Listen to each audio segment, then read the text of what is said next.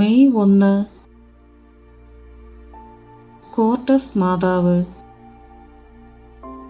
1222 സ്പെയിനിലെ അൽബസീറ്റ് എന്ന സ്ഥലത്തെ ഫ്രാൻസിസ്കോ അൽവാരസ് എന്ന ബാലൻ കോർട്ടസ് മലനിരകളിൽ ആടുകളെ മേയിച്ചു കൊണ്ടിരുന്നപ്പോൾ ഓക്കുമരത്തിനടുത്തൊരു പ്രകാശം കണ്ടു.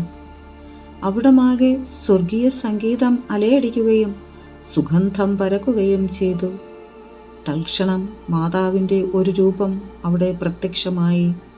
ഫ്രാൻസിസ്കോ ഈ രൂപം സാൻ ഇഗ്നേഷ്യസിലേക്ക് കൊണ്ടുപോയെങ്കിലും പിറ്റേന്ന് രാവിലെ രൂപം അപ്രത്യക്ഷമായി. ഓക്കുമരത്തിനടുത്തെത്തിയ ഫ്രാൻസിസ്കോ പ്രകാശപൂർണമായ ഒരു മേഘത്തിൻ്റെ മധ്യത്തിൽ പരിശുദ്ധ അമ്മയെ ദർശിച്ചു. ദൈവകാരുണ്യം അനുഭവവേദ്യമാകുവാൻ അവിടെ ഒരു ദൈവാലയം നിർമ്മിക്കണമെന്ന് മാതാവ് ആവശ്യപ്പെടുകയും സാക്ഷ്യത്തിനായി ഫ്രാൻസിസ്കോയുടെ ജന്മനാ വൈകല്യമുള്ള കൈ മാതാവ് സുഖപ്പെടുത്തുകയും ചെയ്തു.